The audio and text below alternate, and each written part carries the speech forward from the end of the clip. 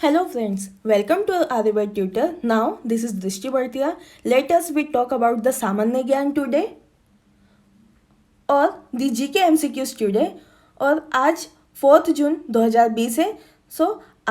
आज के क्वेश्चन से रिलेटेड, आज के वीडियो से रिलेटेड जितने भी इंपॉर्टेंट क्वेश्चंस बनते हैं करंट अफेयर्स से रिलेटेड, हम सारे डिस्कस करेंगे विथ पॉइंट टू पॉइंट।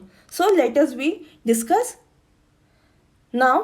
अगर अभी आपने मेरा चैनल सब्सक्राइब नहीं किया हो तो please subscribe my channel and like my channel and share after the video, और प्लीज़ बेल आइकन दबाना मत भूलना।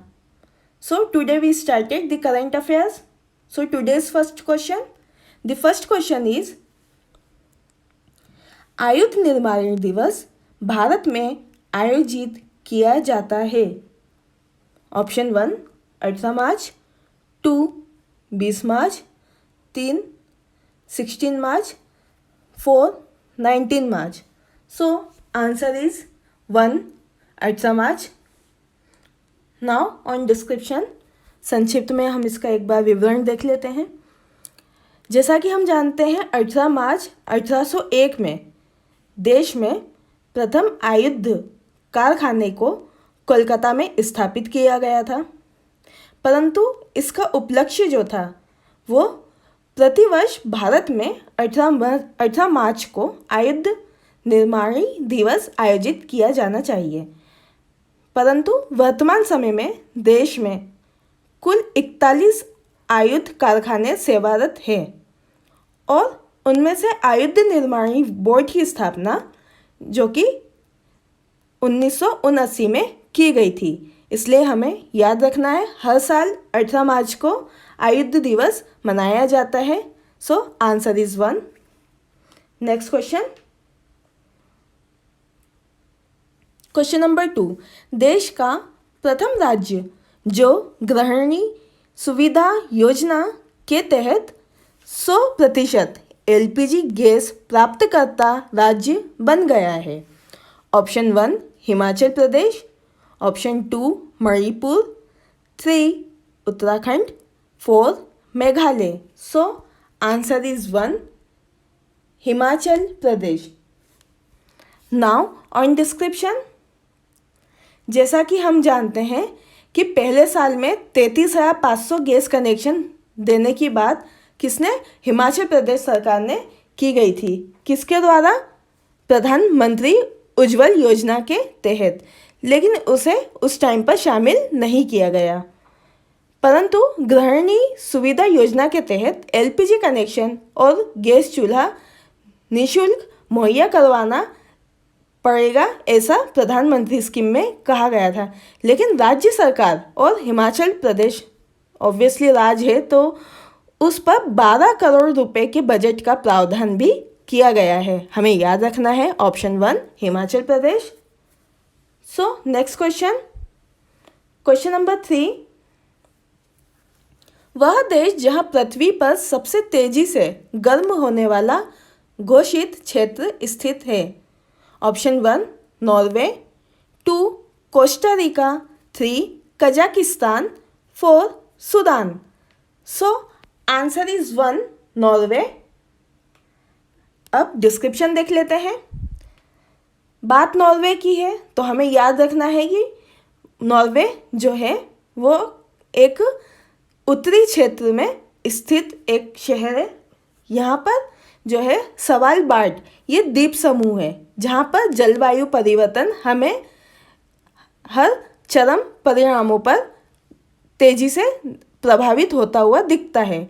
जैसा कि बात स्वालबार्ड का है, ये एक आर्कटिक महासागर में स्थित एक बहुत बड़ा मतलब विशाल द्वीप समूह है। यह यूरोप की मुख्य भूमि से करीब 400 मील दूर पर नॉर्वे और उत्तरीय ध्रुव के बीच स्थित है। हमें याद रखना है आंसर 1 नॉर्वे। सो next question, question number 4, Maharashtra सरकार द्वारा मुंबई सेंट्रल स्टेशन का नवीन नाम रखा गया।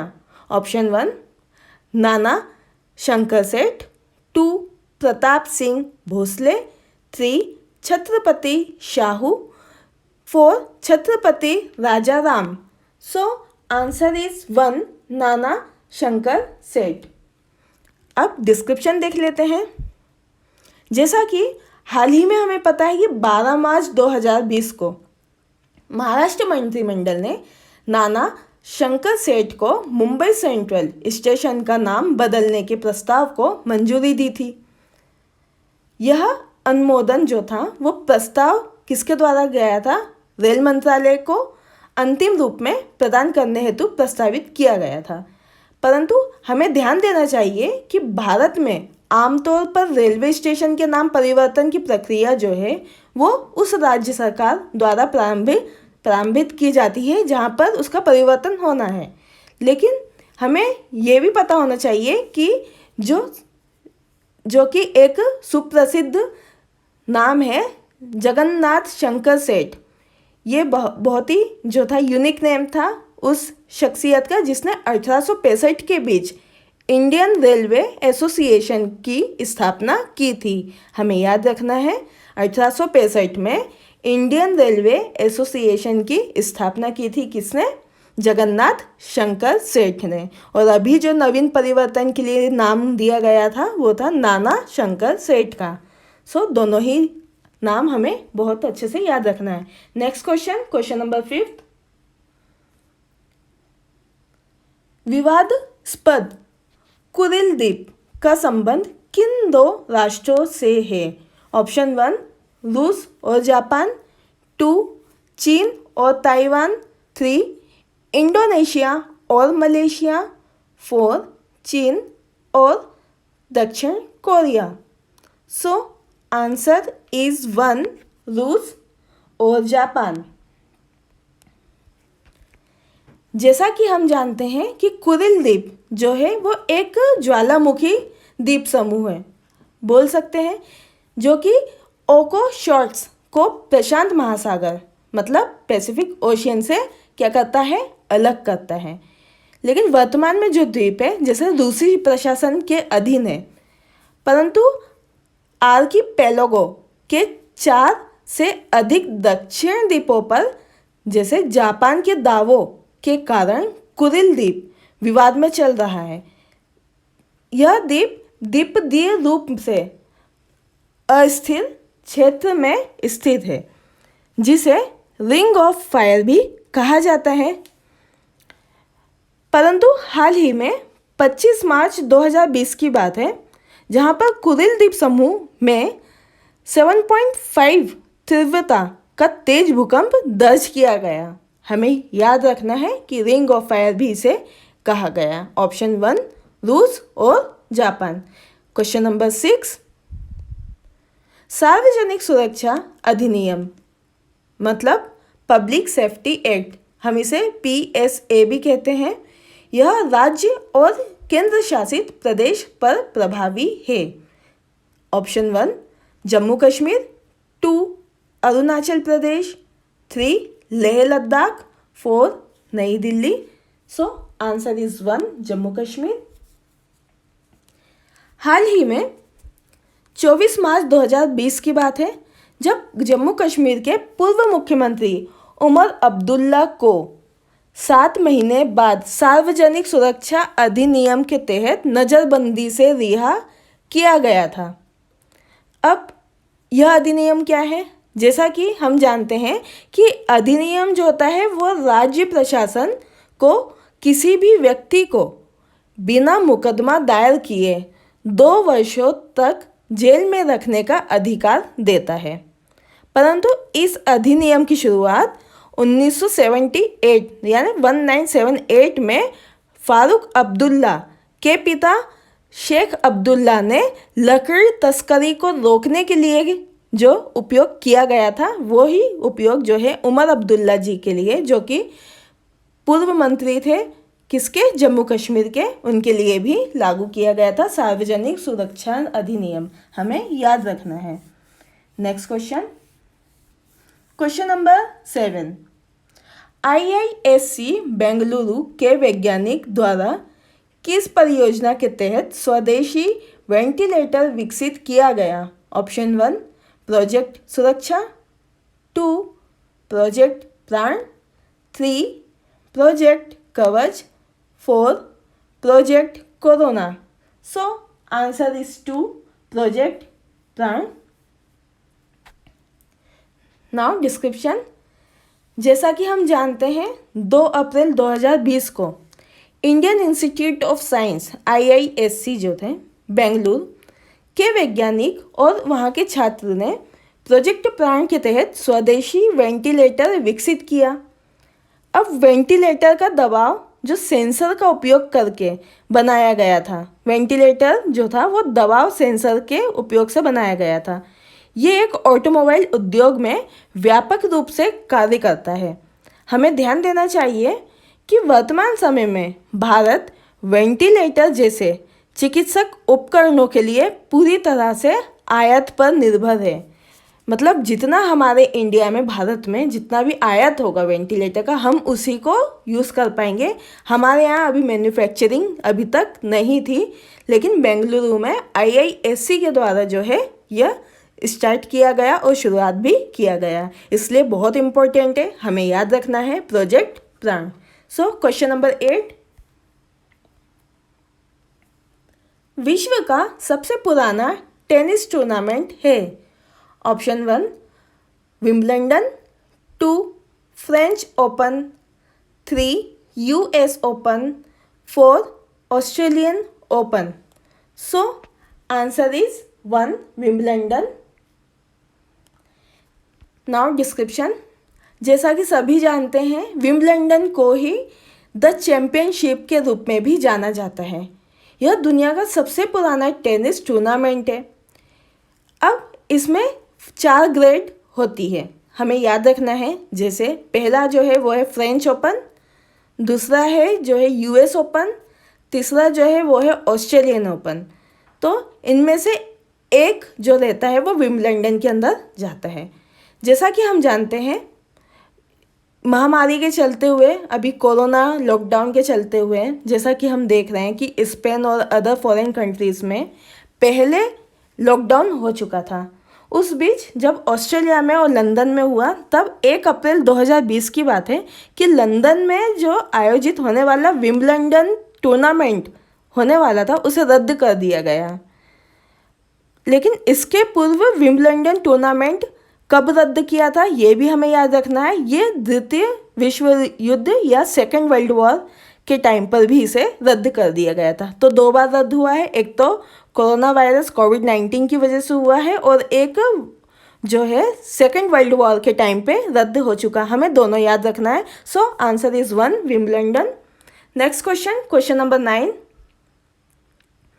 वह महासागर जिसके समुद्री तट के गर्म होने की घटना को एल नीनो कहा जाता है। ऑप्शन 1 प्रशांत सागर, 2 आर्कटिक महासागर, 3 अटलांटिक महासागर, 4 हिंद महासागर। सो आंसर इज 1 प्रशांत महासागर और Pacific ocean.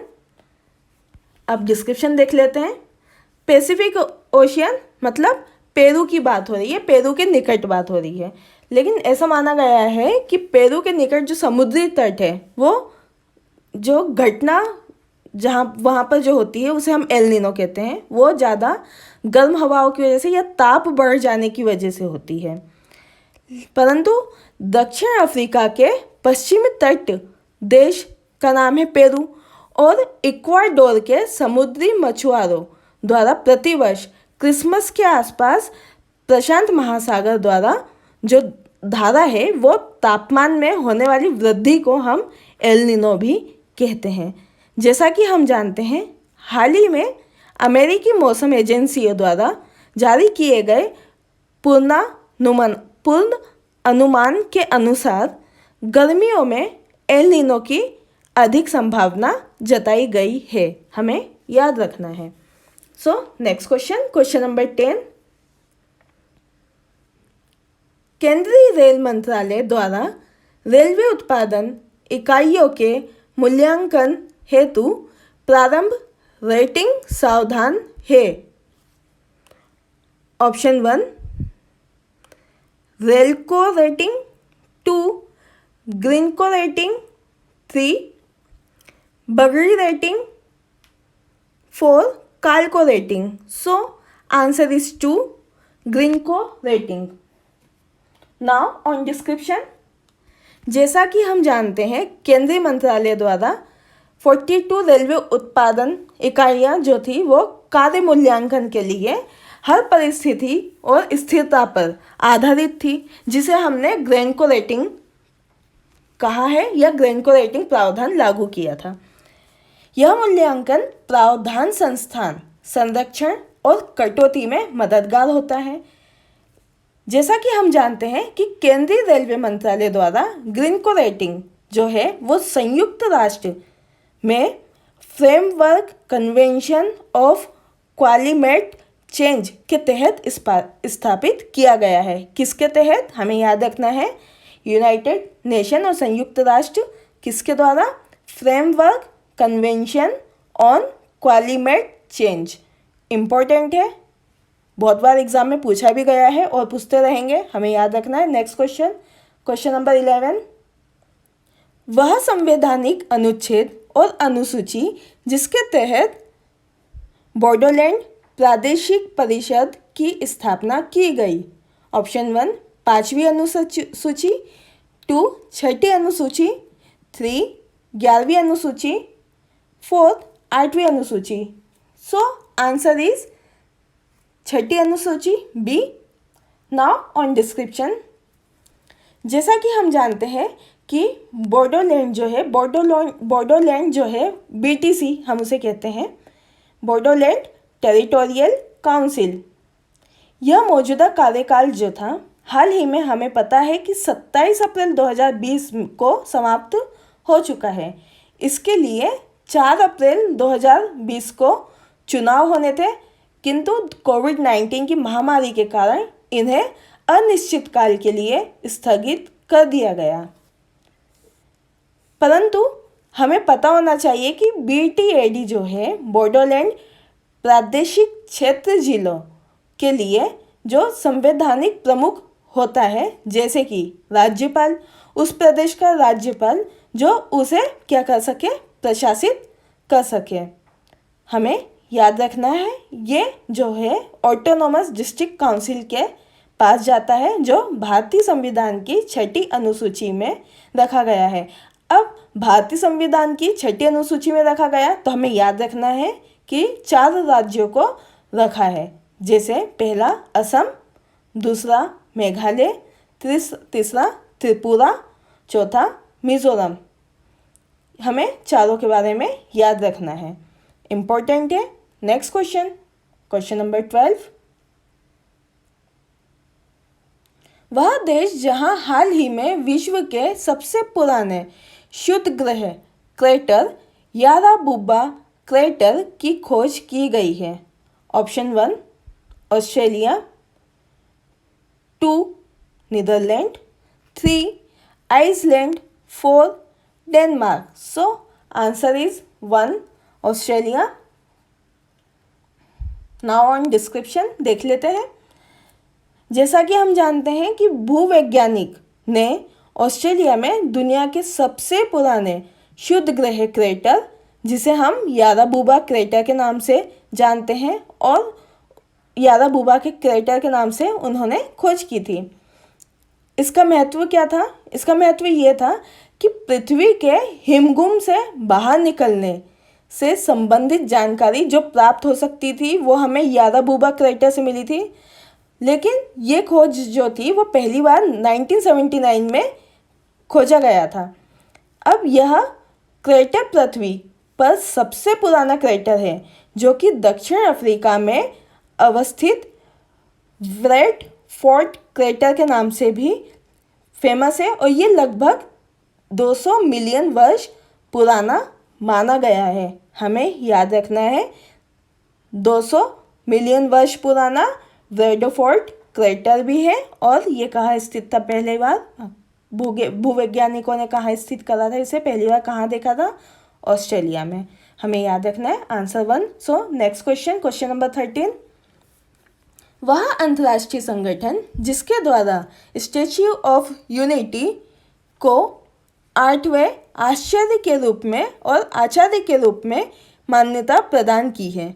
First ASEAN, 2 Shanghai सहयोग संगठन, 3 BRICS, 4 OPEC. So answer is 2 Shanghai सहयोग संगठन। नाउ ऑन डिस्क्रिप्शन, जैसा कि हम जानते हैं शंघाई सहयोग संगठन जो है वो स्टैच्यू ऑफ यूनिटी को भी कहा जाता है। यह 8वें आश्चर्य के रूप में मान्यता प्रदान की गई है।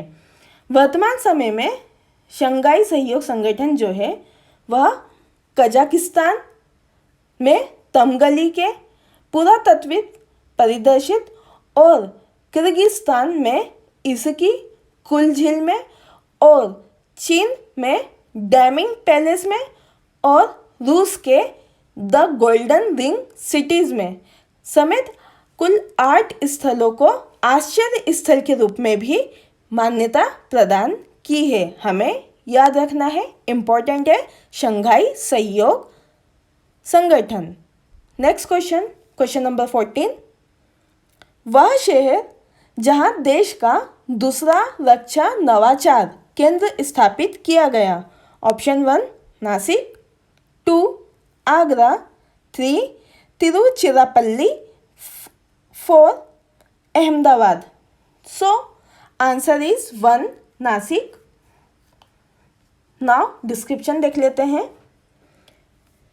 जैसा कि हम जानते हैं 19 जनवरी 2020 को केंद्रीय रक्षा राज्य मंत्री ने महाराष्ट्र के नासिक के देश में दूसरे रक्षा नवाचार केंद्र की स्थापना की घोषणा की थी। अब घोषणा रक्षा मंत्रालय ने की थी, यह 2025 तक लागू होती, लेकिन देश के शीर्ष 5 हथियार निर्यातकों के लक्ष्य के अनुरूप है। परंतु हमें ध्यान देना चाहिए कि 13 जुलाई 2018 को तेलंगाना सरकार ने देश का प्रथम रक्षा क्षेत्र का इंक्यूबेशन सेंटर जो था वो हैदराबाद में स्थापित करने संबंधी प्रस्ताव को सहमति प्रदान की थी। हमें याद रखना है, पहला इंक्यूबेशन सेंटर कहाँ था? हैदराबाद में।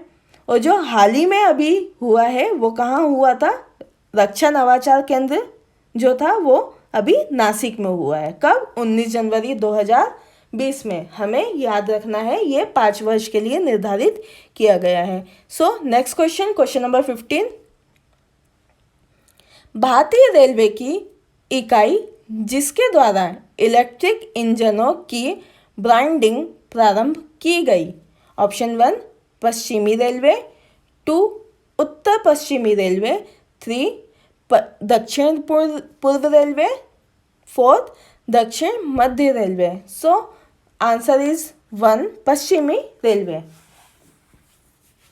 नाउ ऑन डिस्क्रिप्शन, जैसा कि हम जानते हैं कि भारतीय रेलवे की पश्चिमी रेलवे मतलब ईस्टर्न इकाई जो है, यह ईस्टर्न रेलवे जो है वो अपने इलेक्ट्रिक इंजनों की ब्रांडिंग पर अतिरिक्त राजस्व अर्जित करने की व्यवस्था प्रारंभ कर रहा है।